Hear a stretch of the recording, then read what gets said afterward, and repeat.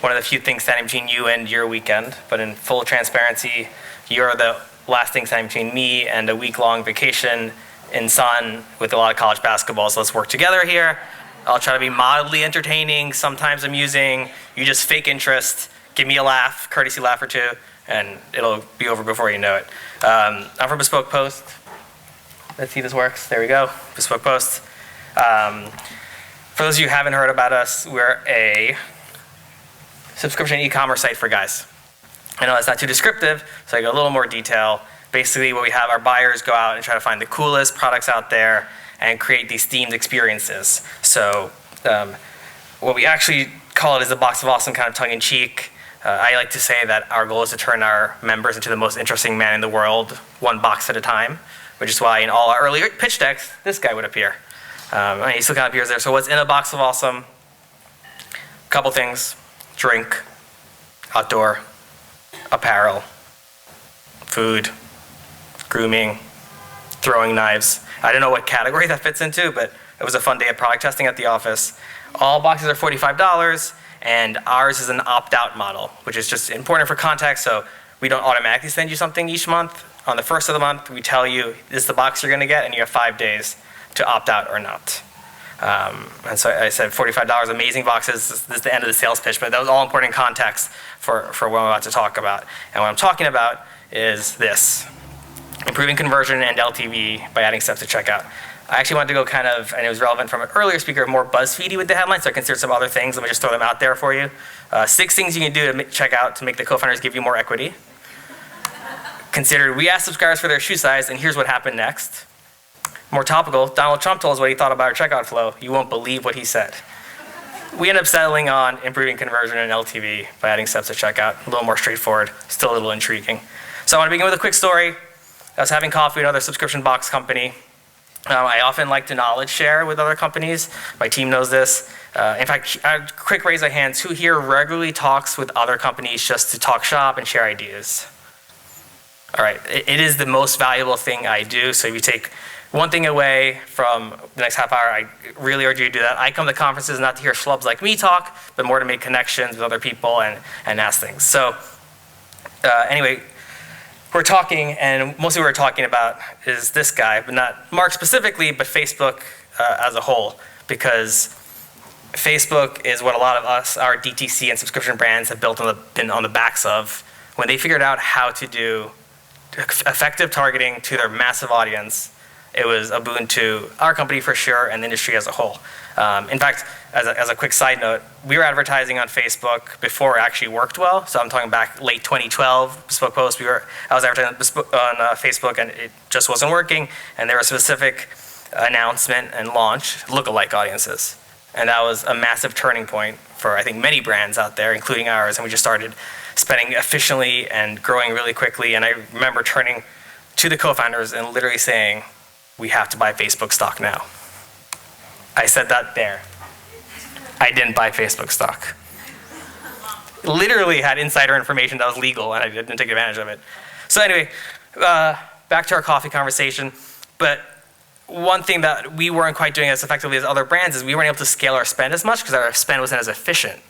So we're talking to this other subscription brand, and they were scaling much faster than us. So I was asking them, like, why could this be? So what are your CPMs? And he shared them with me, and I said, okay, those are similar.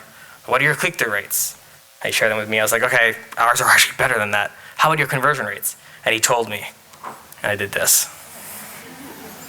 We had tried creating custom landing pages before, but they weren't that effective, so we ended up just sending traffic to our homepage. And we kind of defaulted for that until that conversation. And just to give you an idea of what the homepage looked back then, yes, we used to be a gated site where we forced email capture. You can boo me now if you'd like.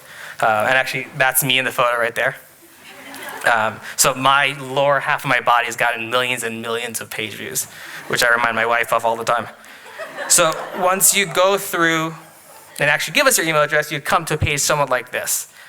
And it was our homepage, not a specific landing page. And so we were fine with that until I had this conversation, and I literally rushed back to the office. I was like, hey, the reason why I'm not being able to spend your money efficiently, co-founders, is because our conversion rate is horrible. And so we decided right then and there we're gonna make a wholesale change, not to the homepage, but to the landing destination. So we decided to make 3 massive changes. So first, and all these were with the goal of removing friction. So first, before, we had on the homepage 3 basic levels of navigation. So you'd land on the homepage, which talked about the club, but then we'd have boxes where you could go and see all our available boxes, and product pages you can click into, and those boxes you could buy one off.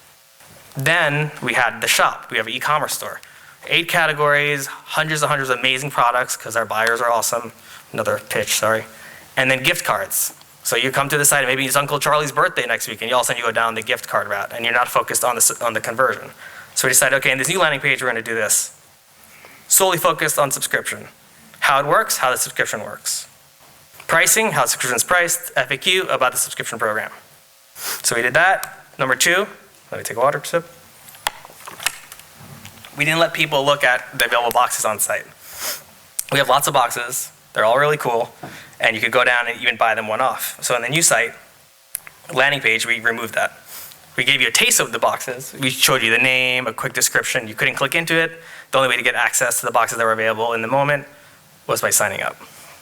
And then last but not least, we stopped charging up front. So we used to charge $45, no matter if you're getting a box right off the bat. And that cost would go towards your first box whenever you'd get it. But obviously that was a bit of a hurdle, so removing that allowed us to say this on the site. Guess what? Tails all the time. People love the word free. And those 3 changes together allowed us to do this. Massive.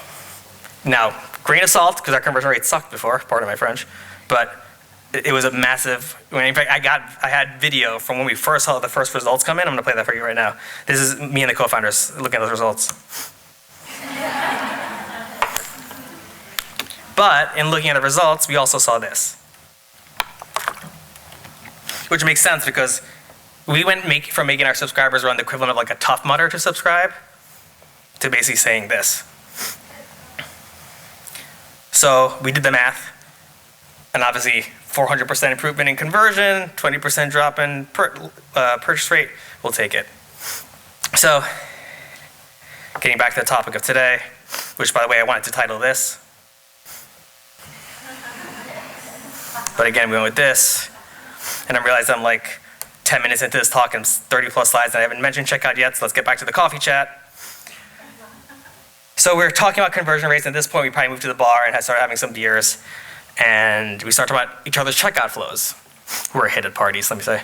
And so we're talking about checkout flows, and our checkout is pretty standard, or was pretty standard. You got your account, you got your shipping, you got your billing. One thing that our friends over at Bombfell, and many clothing subscription companies do this is their first step of checkout. It's a full questionnaire asking about sizing. This is obviously very relevant information for them, but what they're doing a little differently, and what other clothing companies, subscription companies figured out, is that they didn't wait for you to sign up to do this. They actually did it earlier on. And so we had something similar, but it was kind of buried in our account page, and we asked different questions. So at this conversation, we decided to change the questions and bring it up a little bit, but still after checkout. But that was still a little buried. And so checkout flow as it was then, account, shipping, billing, and then after conversion, we had the questionnaire. We said, okay, let's introduce a little friction to the equation and copy, take a little page out of the playbook of our subscription, clothing subscription brother and sisters, and just flip it. So we did a little test, and we flipped, and we put this questionnaire, 10 questions, asking you how interested you're in different product categories. The result, an actual increase in conversion rate, 40%. And that was me. But again, another metric kind of went down. We saw a 20% decrease in lapse rate. Because we were capturing all these people who were just like intrigued, I guess, by the questionnaire, like, oh, this is kind of cool, I just want to see this through. Again, we did the math, and it worked out. So this is our first iteration. And so we said, okay, we like the conversion rate improvement. What can we do for this lapse rate? How can we improve that? So we looked at another brand that does this really well, Care of, for those of you that are familiar with it. Their questionnaire is amazing. It's fun, it's interactive, you feel like you're actually talking to someone. They use great use of animations and emoticons, and it's really long. They say only about 5 minutes. I think it can take longer than that, but imagine talking to someone in your org and telling them, by the way, checkout's gonna be 5 minutes. Okay, talk to you later. It would create panic. But they seem to be on something. So we decided, okay, so what can we do with our questionnaire? And we said, okay, so we added one page that had 10 questions on the same page. We're like, let's make a little minor change. Let's turn that into a 15+ page questionnaire that had even additional more questions than we had originally. Because if you told us you like clothing and apparel, we asked you all the sizing questions. If you told us you were interested in cigars, tobacco, alcohol products, we asked you your age. And so we're doing this with the intention of hopefully improving lapse rates, which we did. Actually, a nice bump, 13.5%. They were just a more committed person going through that flow. However, what surprised us, we saw another 6.5% improvement in conversion rates. At this point, we're getting a little more cool, calm, and collected about our results, and so this is more like us at that point. But it hasn't been all good news throughout. So I've been taking you on a 3-year journey, by the way, that we're kind of speeding through in 20 minutes. But we realized after a while, and this is kind of more recent times now, that we were getting really good at funneling people to checkout. So actually our funnel completion rates were dropping over time. Our whole conversion rate was pretty steady, but our funnel completion rates were dropping over time. So again, we're thinking, how can we experiment with this idea of friction? Because every time we'd added friction, after some iterations, we saw positive results. So what we've done kind of recently, we still have our 15-page plus 15-question questionnaire. And we decided to add an intro screen. So we're seeing a lot of people were just getting to the site, clicking on get started, and had no context. So this allows us to give a little context. Here's an image that has the type of products you might use. It has a box in it, so at least you don't even know we're a subscription company. You may be like, oh, they're a subscription company. We also tell you you're about to take a quiz, which before we wouldn't always do. So some context there. Then we found an excuse to put a cool image of knives in our checkout flow. But more importantly, we also had the message of preferences saved, relationship building. Look, we're storing these things you told us about, and we're going to use it. Not only that, we're going to ask you more things over time and use that as well. So results, we actually saw a 3% decrease in conversion rate. Apparently, you can infinitely add stuff to your checkout flow and see conversions go up. Shocker. But we saw a slight increase in lapse rate. At this point, we were thinking it's a wash. But then we saw this, 11% increase in purchase rates off the initial first box assignment. We were not expecting that. And so something about these new steps is helping conversion rates, purchase rates, I'm sorry. And do you think we really stopped there? No, we're trying reviews right now. So far not working. We'll keep trying, guys. So there's other parts we can put. We know we'll make it work. All metrics went in the opposite direction with the reviews in there versus not. Those are the numbers for that. Also, last but not least, the biggest boon to lifetime value, which I've held to now, is actually having the data from this questionnaire. Because we launch 15 to 20 new boxes a month, and we have to assign those to all our subscribers. So knowing what everyone is interested in is helped purchase rates steadily climb over time. Even as we're expanding our spend and getting a less valuable customer in there, purchase rates have stayed up. And then also, the more we know about you, the better the box we assign you, the more likely you're going to stay with us. Also, it's a great diagnostic tool. At the end of last year, we were seeing our lapse rates slowly creep up, and we had no idea why.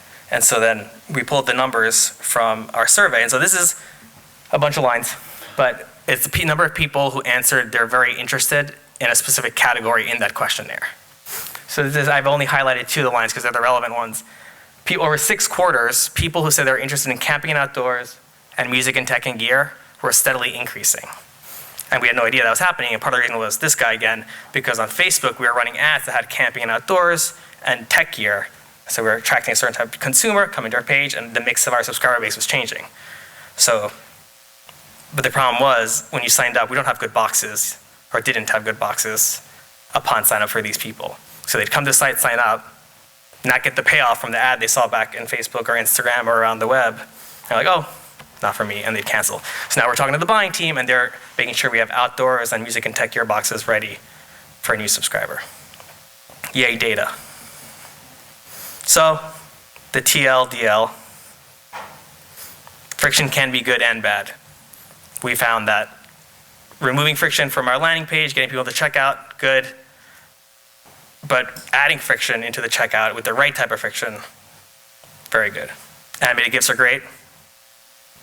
Take a big picture view of your metrics. If we had only been seeing and talking about conversion rates the whole time, we would have been missing the fact that lapse rates were plummeting after some changes, or after that purchase rates were going down. You have to look at the whole picture. Finding what works takes time. Yeah, this looks great. That was 3 years. There was a year in there we didn't touch checkout or the landing page. There was millions of iterations on things that didn't work. Remember, we weren't even doing a landing page for a while because we thought the home page would work better. Promote a testing culture. We've always been a testing culture, which is great because you can keep plugging away and finding stuff. One solution does not fit all. This will not necessarily work for you guys. Putting knives in your checkout will probably not work for you, but you have to find what does. And also, one solution, one fix all. So any solution we implemented had positive effects in one place, negative effects in the other. So it's a kind of combination of ideas that can get you to the end. Things change, keep an eye on metrics. If we hadn't noticed that our funnel completion rate had been going down over time, we would kind of ignored it a bit and maybe not come back to some of the ideas towards the very end, like preferences saved and the such. And last but not least, when in doubt, go with the BuzzFeed title. Thank you. Thank you, Alvaro. Any questions? Yeah. Thank you so much for that. I appreciate it. It gave me a lot of good information. We have a product that we are also having a site where they can purchase something, and it's subscription or not subscription. So my question is, whenever you got all those results, did you do any testing with either customers or non-customers before you rolled that out to get the results to make the changes, or you just roll it out to customers and get the customer results? Back at the first part of this presentation, it was kind of just get it out there, but we didn't have a product management or product marketing function within the organization at that point. So the quickest way for us to learn really was just get something out there and see what the results came in. Now we do have more of the organization in place, so we're talking to customers more and doing some of the upfront research. So it's kind of it depends, based on sometimes it's gut, or maybe the co-founder wants to do something and you just got to do it, and other times it's a matter of just get it out there and see what happens. Okay. All right. Thank you. Any other questions? Experimentation cultures you guys have there. How long did you let these experiments run before you're like, okay, this is a thumbs up, a thumbs down? Because startups, you always throw a gazillion things at the wall and praying that one will stay great. So how do you know when it works and when it doesn't? We definitely, frequently Google statistical significance calculator and plug some numbers in there and try to make that our North Star, although even articles going around this morning in our Slack about the danger of using that, but that's number one way we look at it. So we don't have like a defined timeline. We try to let it run as long as it takes to get to that, and then see. And sometimes like 90% of tests don't yield any results. So then if we see a net neutral impact, then we'll just think of it like, do we like this? Do we think it's better for the consumer, even if it's not improving results? Does it look nicer? And we take elements like that into account as well. Hi, I'm curious to know what is the kind of interaction your PM and PMM teams have with the backend teams, given that you also have an inventory to maintain. Is there a pressure to increase more people to check out? And when things are not going like your way, how do you balance the inventory? Does it impact the business? The two teams are sitting together over there, so that makes it really easy. In terms of, I think the struggle we have more is we have two buying teams. We have the box team that feeds into the subscription program, and we have the e-commerce store team. And so as a company, we've decided that our subscription product is our biggest value and where we get the biggest lifetime value from customers, and it's kind of like the moneymaker, and so they get a lot of attention, and all these improvements we're making driving towards subscription, not driving towards the e-commerce store. So that's part of the trade-off, but the selling point is that subscribers are the ones who spend the most with us in the e-commerce store. So you're still seeing that impact downstream. It's just we're not focusing from a product standpoint on normal checkout flow we have. To your point about looking at the bigger picture, how were the results different if you looked at it between web and mobile in terms of consumption, conversion, things like that? And then separately, on the same note, did you take into account towards your tests kind of the improvements or changes in the product that you were mentioning? How were those impacting your conversion rates while you were doing the tests? So on the first part, I just kind of took an average here. It differed greatly between channel and device. So actually, on traffic coming from Instagram, so largely mobile traffic, the improvement we actually saw in conversion rate was greater than 6x. On organic traffic, who are a little more qualified already, coming on desktop, the impact was more like 2.5x. Still big, but channel definitely mattered. So when we ran these tests, though, our traffic to our site was still 60-40, if not more, desktop. It's only recently that we've had that flip in the last 2 years, and now everything we're doing is mobile first. And then what was your second question? Then you have to take 30% into account for Apple fee. Well, luckily we don't have an app, so no, we don't have to. Oh, it's all online. okay. Yeah, and we have a mobile-friendly site, but not on. Second question was around still looking at the bigger picture. Were you kind of changing the product and the way, the kind of stuff you were putting inside? And how were you taking that into account towards looking at the results impact? Yeah, so all the results, so the questionnaire, since a big benefit is that before people didn't have to fill out any sort of questions for us, now every single subscriber that comes to our site must. And so that is informing buying decisions for the Box team. So we see this camping outdoors have increased a lot. So all of a sudden, a category we largely ignored and we thought it was not our core subscriber is now becoming a huge focus for the buying team. And that's sort of taking that bigger picture and helping feed the data throughout the organization. Hi, thanks so much for your presentation. I'm curious about the way you described, where am I? Like you mentioned lifetime seemed like maybe as an afterthought or like a cherry on top. So your main goal in reworking checkout was to increase conversion. At my organization, we are just starting to experiment with some post-checkout like surveys to learn more about these to try to bring them back. And I have an idea that we might actually need to be pitting lifetime value of a customer against like just immediate conversions. Can you just talk a little bit about that? Like, are they in opposition with each other or? So we did talk a lot about that at the beginning. So the only reason why it might seem like that was a focus initially is that we were good on lifetime value. Our pain point was conversion rate. So it became a focus. And then when we had that massive increase in conversion rate, we saw that this person would really drop in lifetime value because type of person. Right, okay. And so we talked about that, and the trade-off of just getting that growth, like having people who then can be referrers, and we, with the right mixture, even if it was a slightly positive, we probably maybe would have made the change. It was just the drastic difference. So lifetime value has now become a talking point that we're refocusing on because our conversion rates are fine, but we have to kind of refocus on lifetime value because we've almost made it too frictionless at the top of the funnel. And so that's why we're introducing friction in checkout to make sure we're qualifying people better and getting better users. Because another thing, for us who are very Facebook and Instagram intensive, we're creating basically lookalikes right off that to advertise to. So actually, one concern we have is if we're getting a less quality consumer and then feeding that back into the system, are we getting a less quality person, like this vicious cycle? So you're kind of always having to make sure that there's like some equilibrium. Yeah. All right, thanks.